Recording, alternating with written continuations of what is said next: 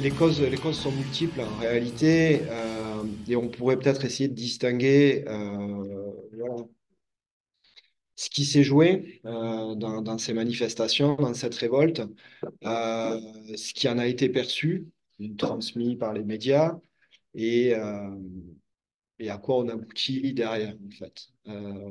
Ce qui se joue dans le monde agricole, déjà, pour repasser un petit peu dans le contexte, c'est que on est dans un secteur qui connaît un plan social sans précédent, qui passe globalement sous les radars. Quand tu sais que on était à 1,5 million d'agriculteurs en France au début des années 80, qu'on est passé à moins de 400 000 aujourd'hui. Voilà, il y a eu une délocalisation de notre agriculture, hein, finalement, comme ça s'est joué dans l'industrie et dans d'autres domaines. Donc, on se retrouve à nourrir toujours autant de personnes en étant moins de professionnels, donc avec des fermes plus grandes, plus mécanisées, un taux d'endettement qui augmente. La question du revenu, voilà, elle est centrale, évidemment. Vivre de son métier dignement. Alors, on pourra peut-être voir un peu plus tard qu'en fait, on est aussi dans une profession qui est quand même très diverse. Certains s'en sortent très très bien, voilà, quand d'autres touchent le RSA, par exemple. 11 000 paysans sont contraints de bénéficier du RSA euh, pour survivre. Il y a une grande détresse, clairement, on le sait, le chiffre est connu, 2 suicides par jour dans la profession, parfois des injonctions contradictoires, produire toujours plus à un coût moindre. Voilà, il y a une multitude de facteurs, une fatigue qui a explosé tout simplement là, en janvier-février 2024. Et ça, c'est un petit peu ce qui s'est joué. Euh, il y a ce qui en a été perçu. Voilà, le rôle des médias a quand même été primordial, comme toujours, pour retranscrire ce qui se jouait. Et clairement, enfin, moi, quand j'écoutais dans les médias ce qui se disait et ce que j'entendais, ce que les collègues me disaient ou ce qu'on entendait dans les ronds-points, voilà, il y a un monde en fait. Et ça s'explique à la fois par le rôle du syndicat majoritaire qui a su habilement récupérer cette colère pour défendre ses propres intérêts et les intérêts de ses dirigeants principalement, qui sont finalement une minorité dans le monde agricole, mais qui tire les ficelles très, très clairement. Et puis aussi le rôle des médias, très, très clairement, là, tout récemment, une étude est sortie par l'Université de Toulouse avec des chercheurs qui ont analysé un petit peu la presse régionale, nationale, les réseaux sociaux. Voilà, très clairement, la parole qui a été retranscrite n'est pas celle de la base, elle va être celle des dirigeants du syndicat majoritaire. Petit exemple, par exemple, Arnaud Rousseau, président de la FNSEA, est cité dans la presse quotidienne régionale 340 fois, quand Laurence Marandola, qui représente la Confédération paysanne, est citée 7 fois. Voilà. Donc, ce qui ne représente absolument pas les rapports de force au niveau des élections professionnelles. Euh, voilà, donc, Juste, c'est les conditions de travail qui sont en cause, c'est-à-dire trop de travail et les revenus qui ne sont pas assez hauts, les deux. c'est un tout. C'est un tout. On a des conditions de travail voilà, qui se dégradent hein, très, très clairement. On est de moins en moins nombreux. Les anciennes solidarités jouent de moins en moins. Donc, il y a aussi un isolement qui est très important sur les fermes. Avec, comme je te le disais, un taux d'endettement très, très élevé, une course à l'agrandissement, des injonctions, voilà, une course au rendement. Il faut produire toujours plus sans aucune certitude de ce que tu vas pouvoir vendre. Si déjà les aléas climatiques et autres te permettent de produire, derrière, il faut pouvoir vendre. Quand tu es sur ce qu'on appelle des filières longues, Tu te retrouves dépendant des marchés financiers, tu te retrouves dépendant de la grande distribution. On a beaucoup parlé des Galim. La vente directe, c'est pas plus simple, hein. On est sur des façons de fonctionner différentes. N'empêche qu'il y a cette partie de commercialisation. La surcharge de travail dont je parlais, elle est à prendre en compte aussi. Clairement, on est dans une profession où bah, tu sais que quand tu es éleveur, tu travailles du lundi au dimanche. Voilà, ça fait partie du métier. C'est une chose, mais si tu rajoutes à ça l'incertitude permanente de ne pas savoir si tu vas pouvoir vivre de ton métier, parfois la double activité, certains sont obligés de prendre un emploi à côté, où tout repose sur la compagne ou le compagnon aussi. Euh, tu additionnes un petit peu tous ces éléments, il y a une charge mentale voilà, qui est primordial et d'où le mal-être et la détresse voilà, qui s'exprime et qui s'est exprimé à cette occasion. Donc, je parlais de ce qui s'est joué, de ce qui en a été retranscrit ou perçu. Et puis ensuite, il y a ce qui en sort. Bah, très, très clairement, on voit bien qu'il y a une victoire syndicale de la FNSEA qui se vante d'avoir réussi à faire passer une centaine de mesures. Voilà, ce sont des mesures qui ont été présentées par Gabriel Attal, qui répondent absolument pas aux enjeux. Alors certes, il y a eu quelques mesures d'urgence en termes de trésorerie sur certaines filières, pas toutes. Quid des fruits et légumes, de l'apiculture, voilà. Tout un tas de filières sont quand même mises de côté. Mais les grands vainqueurs sont encore une fois les plus gros, hein, les plus gros exploitants, qui sont déjà ceux qui touchent le plus de primes PAC. Euh, et ce sont ces personnes-là qui ont l'oreille, c'est historique, c'est connu, voilà, des gouvernements successifs. On dit toujours que le président de la FNSEA et le ministre de l'Agriculture bis en France, c'est concret. On le voit très, très clairement dans les mesures annoncées. Et puis, en ce moment même, là, se joue la future loi d'orientation agricole qui va être discutée au Parlement.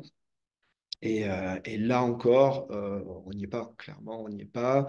Euh, Quand tu sais que la moitié des agriculteurs vont partir à la retraite dans les 10 ans, il y a un enjeu de renouvellement des générations et des pratiques aussi, évidemment, primordial. Et rien dans ce projet de loi ne peut nous pousser à être optimistes, hein, très, très clairement. On a vu que les paysans n'arrivaient pas à vivre en fait, de leur travail. Il y a plusieurs causes à ça. La première qu'on a entendue, c'est les prix du marché. C'est-à-dire que on n'achète pas aux agriculteurs à la vraie valeur de leur travail, quoi. Euh, Quelles mesures, toi, tu verrais pour qu'on puisse faire ça? C'est-à-dire qu'on ne soit pas soumis, en gros, au prix du marché international. Parce que c'est un peu ça. On se retrouve avec des produits qui peuvent venir de l'autre bout de la terre, parce qu'ils sont moins chers, finalement, à la vente, que la production locale. Alors, est-ce qu'il faut jouer sur les prix? Est-ce qu'il faut jouer sur le protectionnisme?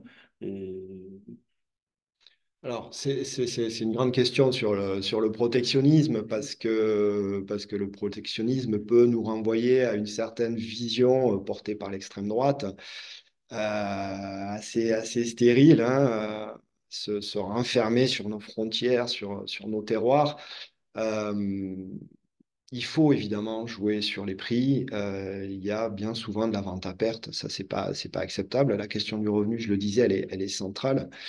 Euh, alors, si je voulais répondre très rapidement à ta question, je pourrais dire tout simplement, sort du capitalisme, en fait. Voilà. On est dans un bain, clairement, on est dans le sud-ouest ici, si je prends un peu une image, nous, par rapport à la production de nos produits et à leur vente, c'est un peu comme si on disputait un match et qu'on le dispute à l'extérieur, sur le terrain de l'adversaire, avec des règles qui sont fixées par l'adversaire, qui changent en permanence avec un arbitre qui est quand même assez dur, qui sort le carton rouge voilà, plutôt régulièrement, c'est pas jouable. Malgré tout, on en est là. Il faut faire avec les règles et ce bain ambiant dans lequel on est. Donc, les mesures d'urgence, ça va être de commencer par sortir des traités de libre-échange. Euh, Déjà, c'est juste pas possible quand on voit sur les rayons des supermarchés le haricot du Kenya, la tomate d'Espagne ou le miel d'Ukraine, par exemple, on peut juste pas s'aligner. Et c'est ce qui s'est joué aussi dans ces manifs quand le syndicat majoritaire nous disait trop de normes, il faut sortir des normes environnementales. C'est, moi, je crois que l'enjeu n'est pas là parce que les normes environnementales et sociales nous protègent en réalité. Elles protègent nous, producteurs, et elles protègent les consommateurs, les citoyens. C'est illusoire de croire qu'en supprimant des normes, on pourra devenir compétitif face au Maroc, au Brésil et à tout un tas de pays où les travailleurs sont exploités. Et en ce sens, le protectionnisme, finalement, il est illusoire aussi parce qu'il va nous faire croire que en refermant nos frontières, voilà, on va se retrouver protégé de tout. Euh, une mesure, par exemple, comme celle des prix planchers, elle a justement ce mérite de poser la question du prix. On n'accepte pas la vente à perte. Il faut qu'un producteur puisse payer ses charges, ses cotisations, se payer, évidemment, vivre dignement de sa production. Euh, mais on peut très bien aussi, il ne s'agit pas de fermer toutes les frontières, très clairement. Je peux prendre un exemple qui est celui du miel. En France, on produit pas assez de miel. On en produit beaucoup moins que ce qu'on consomme. Donc, pourquoi pas de l'import? L'idée, c'est aussi de pouvoir permettre à nos collègues sur d'autres pays de vivre et de vivre dignement.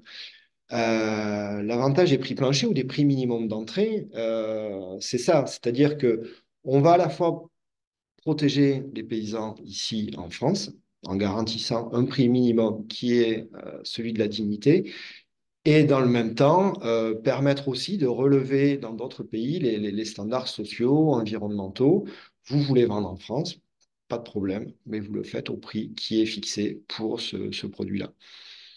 Globalement, je pense qu'avec les frais de transport, les producteurs, les paysans français seront toujours un petit peu plus compétitifs et couleront leur production. Voilà, mais ça passe pas. Et la grosse problématique aussi, quand on dénonce ces accords de libre-échange, et je pense que les paysans sur le terrain à la base comprennent bien ces enjeux-là, sauf que leurs dirigeants, bien souvent, tiennent un double discours parce qu'en réalité, les plus gros, les céréaliers de la Bosse, certains viticulteurs sont des exportateurs. Et eux n'ont pas du tout intérêt à ce que ces accords de libre-échange soient remis en cause. On exporte un tiers de nos céréales en France. Voilà. Donc, Parce que l'enjeu, du coup, c'est pas de développer une agriculture paysanne, comme on a souvent entendu ça, face à une agriculture industrielle, j'allais dire. Et du coup, comment on pourrait faire ça? Parce qu'on voit bien qu'il y a cette volonté, il y a aussi cette demande d'avoir des produits, j'allais dire, locaux, de qualité, etc. Mais on est envahi par un agroalimentaire qui est extrêmement puissant. Et du coup, c'est peut-être toute la structure de l'agriculture qu'il faudrait modifier. Et j'allais te poser une question. Comment? Comment faire? comment? Alors, j'espère que la réponse, on va la trouver tous ensemble, hein. Ça doit dépasser les corporatismes et les paysans. Ce sont des enjeux de société autour de l'alimentation. Comment on produit cette alimentation? Pour qui? Il y a beaucoup de questions en une. En réalité, oui. Alors, l'agriculture paysanne, ça serait un petit peu long, mais une agriculture respectueuse de la terre, des hommes et des femmes qui la travaillent, respectueuse des gens qui consomment ces produits-là, en assurant un revenu, une autonomie de décision sur les fermes et sans confier les rênes de l'agriculture à des grosses entreprises ou à la finance, bien sûr. Euh, Comment on y arrive? C'est justement, voilà, c'est un vaste sujet. L'agriculture industrielle, c'est ce que je disais sur le projet de loi d'orientation agricole, il ne la remet absolument pas en cause. Il faut reprendre peut-être un petit peu l'histoire de l'agriculture, au moins ces dernières années. Après la guerre, il a fallu produire, nourrir un pays qui se relevait. On a promu cette agriculture industrielle et très clairement, on l'a fait et très bien fait. voilà, avec des pesticides, avec des grosses machines qui sont arrivées. Tout ça s'est mis en place. Il y avait aussi sûrement moins de main-d'œuvre, donc il fallait réussir à produire plus en étant moins nombreux. On l'a réussi, on l'a parfaitement réussi. Aujourd'hui, très clairement, on voit bien qu'on arrive au bout de ce système. On y arrive au bout par rapport aux limites planétaires, par rapport à l'urgence climatique, à l'effondrement de la biodiversité, dans lesquels l'agriculture a un rôle prépondérant. Ça, c'est un constat à faire. Euh, et on y arrive aussi par rapport à ce qu'on se dit depuis tout à l'heure sur la question du revenu, c'est-à-dire qu'il y a un plan social en cours, on a délocalisé notre agriculture et le gros paradoxe en réalité, c'est qu'on est un produit qui exporte, mais qui a du mal à nourrir plusieurs millions de personnes voilà, qui ne peuvent pas se nourrir du tout ou à minima suffisamment, et encore moins avec des produits choisis, sains et locaux. Est-ce que parmi les solutions, il n'y aurait pas plutôt des initiatives locales? Nous, on est dans les Hautes-Pyrénées. J'ai appris qu'il y a un président de Comcom qui veut essayer dans sa commune, dans sa Comcom, de créer une structure qui produirait les repas pour toutes les administrations de sa Comcom, toutes les écoles, tous les services, qui essaierait d'implanter un peu de maraîchage et qui essaierait d'acheter la majorité de son alimentation à des producteurs locaux. Est-ce que c'est pas par des initiatives locales de territoire que l'agriculture, peut-être, on peut la transformer? Aussi, toutes les bonnes idées, toutes les énergies sont bonnes à prendre, mais ça suffira pas. Le problème est structurel, très clairement. Et quand j'étais jeune, il y avait un slogan à la mode, c'était penser local, agir global. On n'en sort pas, on en est là aujourd'hui en 2024. Il y a des marchés financiers qui Ouais. dictent leurs lois. Il y a des responsables politiques c'est l'image que je prenais voilà, sur le fait d'avoir des règles du jeu qui sont imposées et qui sont bien souvent déconnectées des réalités. On le voit à l'échelon national, mais à l'échelon européen aussi. Je pourrais te reparler un petit peu de la PAC et donner un ou deux exemples parce que la politique agricole commune, elle est centrale là-dessus et que c'est un levier, c'est un outil. Mais évidemment, en attendant, il faut agir aussi localement et toutes les initiatives sont bonnes à prendre. Il y a beaucoup d'acteurs au-delà des paysans qui agissent. Il y a des techniciens, il y a des associations, il y a des groupements sur l'agriculture biologique, sur l'accompagnement, l'installation, sur des modèles de ferme justement d'agriculture en agriculture paysanne qui font ce travail-là, qui ne sont pas aidés, les moyens ne sont pas à la hauteur des enjeux. Donc voilà, il y a évidemment cette piste. Et puis ensuite, il y a les leviers voilà, structurels. Si on parle de la PAC, très clairement, je peux prendre un ou deux exemples qui sont assez parlants. La France est le premier bénéficiaire au niveau européen de la PAC. Un chiffre, c'est 9 milliards d'euros. Voilà. Il y a un petit calcul tout simple qui est de mettre ce chiffre de 9 milliards d'euros en regard des 392 000 agriculteurs installés en France. Si tu fais une division basique, tu arrives à 23 000 euros par paysan, tout simplement. Donc, c'est-à-dire qu'à minima, avec une répartition égalitaire, tu arrives à plus d'un SMIC par personne. Quand tu vois cette détresse, ces 11 000 collègues qui sont obligés de toucher le RSA pour survivre, euh, tu te dis, enfin, les moyens sont là. Et très clairement, d'un autre côté, on a aujourd'hui des agriculteurs qui touchent 100, 200 000, 300 000 euros tout simplement parce que la PAC, et en tout cas son premier pilier, est indexé à la surface, voilà, à l'hectare. Donc plus tu as d'hectares, plus tu es gros, plus tu touches. Plus tu es petit, moins tu touches. C'est scandaleux. Ça a été combattu, ça a été voilà, renouvelé là, sur la période actuelle qui couvre 2023-2027. On nous dit que c'est impossible d'y toucher. Hein, voilà, c'est 2023-2027. On a bien vu là, lors des récentes manifestations, que le Parlement européen ou la Commission, je ne sais plus, a retouché un certain nombre d'éléments de la politique agricole. Donc, même en cours de période, finalement, quand ils souhaitent le faire, c'est possible. Malheureusement, ce n'est pas ces mesures-là qui ont été remises en cause. Je peux te prendre un autre exemple, c'est une anecdote peut-être, mais ça illustre un peu aussi, je parlais de lourdeur administrative et de perception qu'ont les paysans voilà, de cette chape de plomb. Donc, on a une PAC à l'hectare, tout simplement. Plus tu as d'hectares, plus tu touches. Mais il suffit pas d'avoir des hectares, en fait. Il y a ce qu'on appelle des DPB. Je la fais courte, hein. Des DPB, c'est des droits à paiement de base. Donc, qui te donnent justement la possibilité de toucher ces primes liées à l'hectare.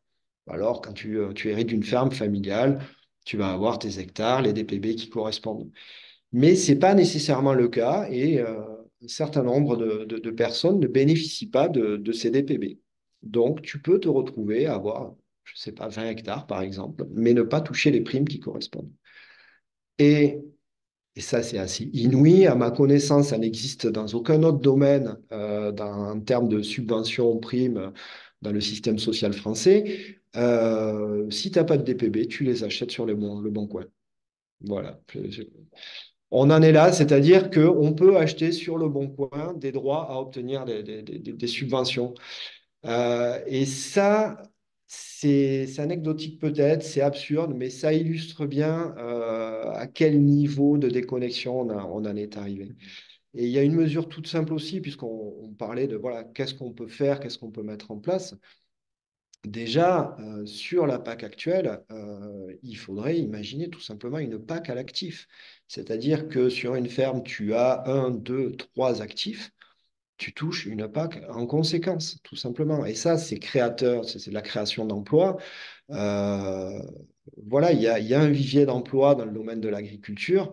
Si on veut effectivement moins de pesticides, moins d'intrants, des fermes à taille humaine, un peu moins de machinisme et des productions surtout diversifiées, arrêter avec ces monocultures de parcelles voilà, qui n'en finissent plus de s'agrandir. Euh, il faut en revenir à...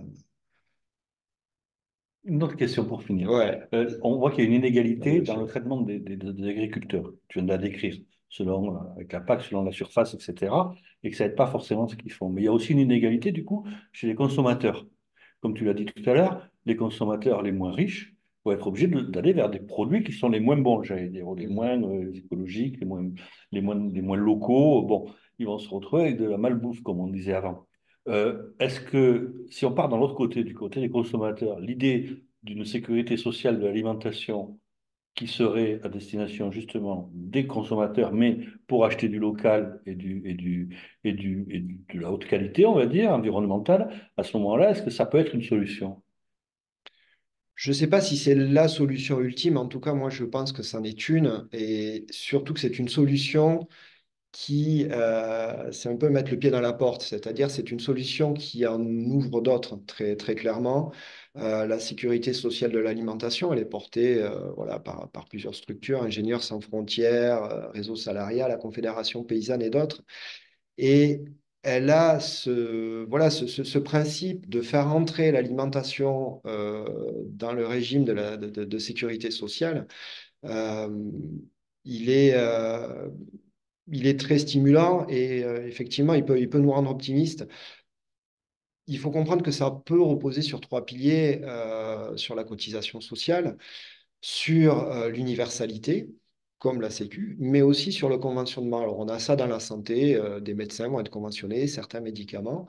Et là, ce qui est réfléchi, ce qui est proposé aujourd'hui, c'est un conventionnement qui se décide démocratiquement. Il y a une vraie notion démocratique dans cette proposition qui peut permettre voilà, de mettre autour de la table des paysans et des citoyens pour décider collectivement quels produits on conventionne et quels produits sont concernés. Et on fait appel à l'intelligence collective, hein, tout simplement. Euh, et automatiquement, je ne suis pas inquiet, automatiquement, on va aller vers du produit local, sain. Il ne s'agit pas non plus sur les questions d'alimentation pour les gens qui travaillent le sujet, d'avoir un côté surplombant en allant dire, voilà, vous mangez, enfin, voilà, ça c'est de la malbouffe, vous avez tort, on va vous expliquer ce qu'il faut manger. Ouais, c'est pas toujours possible. Moi, je crois que l'éducation populaire permet ça et j'ai eu l'occasion d'animer des ateliers. C'était assez frappant. Très clairement, les gens sont pas dupes. Voilà, moi, c'était des ateliers dans les quartiers populaires. C'est plutôt eux, d'ailleurs, qui m'ont enrichi en termes de réflexion et sur des produits qu'on pouvait comparer, sur lesquels on pouvait discuter. Il y a une compréhension assez fine de ce qui se joue en réalité. Donc, il faut prendre en compte cette précarité, cette difficulté d'accessibilité à une alimentation choisie. Et la sécurité sociale de l'alimentation est, à mon avis, un des meilleurs leviers aujourd'hui pour l'atteindre. Clairement, aujourd'hui, on va avoir une majorité de personnes qui souhaitent s'installer qui sont ce qu'on appelle NIMA, non issues du milieu agricole. Voilà, donc ce sont des personnes pour qui ce métier est désirable, qui souhaitent, voilà, qui souhaitent s'installer paysans, mais qui ne peuvent pas le faire tout simplement parce que les fermes sont devenues trop chères, intransmissibles, et principalement le foncier en réalité. Et cette notion de foncier, elle est rattachée au commun et au droit d'usage. Voilà, est-ce que le foncier plutôt appartient à quelques propriétaires qui décident de le louer ou pas, de spéculer dessus, de faire construire des maisons, etc. Ou est-ce que les terres agricoles, voilà, Bien sont commun. à destination du bien commun et de l'usage qu'on en fait, à savoir une production, voilà, une production C'est quoi, en agricole quelque sorte sanctuarisé pour l'agriculture? sanctuarisée, tout à fait, avec des mécanismes, encore une fois, démocratiques qui permettent de lier leur usage à ce qui en est fait et ce qui peut être décidé collectivement. Et de ce point de vue-là, il faut qu'on sorte des corporatismes. Je pense qu'il est assez dangereux de laisser les questions agricoles aux seuls agriculteurs et que l'alimentation nous concerne toutes et tous. Donc très clairement, il y a des enjeux de société à débattre collectivement, à travailler et des luttes à mener parce que tout ça va pas non plus se faire tout seul. Ça a été fait dans le Larzac, qui a été un beau laboratoire justement sur ces questions d'usage et de gestion des communs. Euh, Aujourd'hui, 50 ans ont passé, la situation s'est aggravée. On a une fenêtre de tir. Voilà. Il y a peut-être en conclusion un renouvellement des générations, une sociologie dans l'agriculture qui va se modifier en profondeur. Il faut que par ces débats de société, que par nos luttes, mais aussi par la formation, voilà, les jeunes qui arrivent, tous ceux qui souhaitent bifurquer, notamment, on en a parlé, euh, puissent trouver des relais et s'emparer de ces questions-là pour qu'on avance.